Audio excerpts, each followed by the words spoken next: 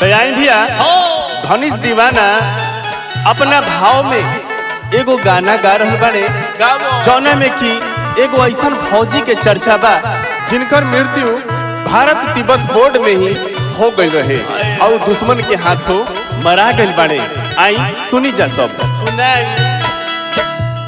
कोई सन की समतवा नावला विधाता हो कैसन किस्मत बनौली माई से सनहिया टूटल पतनी से नाता किए हो विधाता तोड़ी देल बहिनी गे अरमान हो राम किए हो विधाता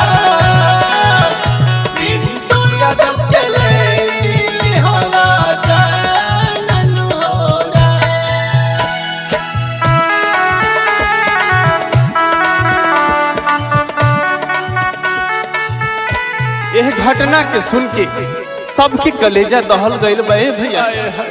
एगो माई पर का बीतत होई, ओह पत्नी पर का गुजरत होई, बहन कैसे तड़पत होई, भाई के कैसे साथ छोड़ गइल।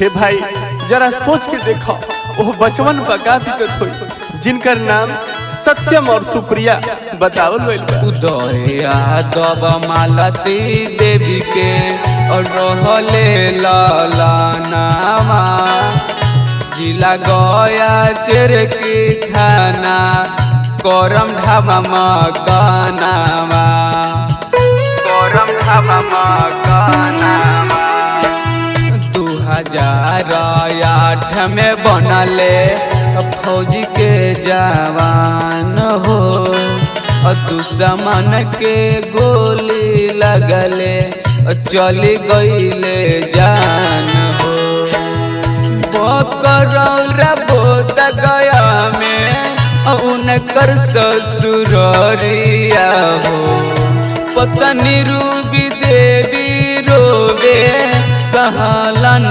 कहरिया हो किए हो विधाता छोड़ी गईले सब के साथ हो राम किए हो विधाता सत्यम सुप्रिया के कइलो अनाथ हो राम।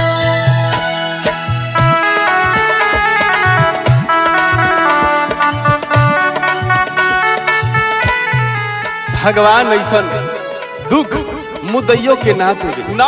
जब 2008 में नौकरी लागल रहल पिंटू यादव जी के तब घर में खुशहाली रहे, लेकिन वो खुशहाली क्षण भर ला रहे।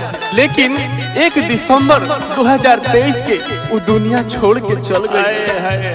1 दिसंबर 2023 के दिनमा हो भारत तिब्बत बॉर्डर में भइले घटनामा हो भइले घटनामा हो भाई मुन्ना के कैसे छोड़ी देला साथ हो बहन नीलम राखी बांधी अब के करा हाथ हो छन भरल खुशी रोहे सब सुखावा हो कवन दुश्मना के मिलन ऐसन दुखावा हो किए हो विधाता धनिष कहे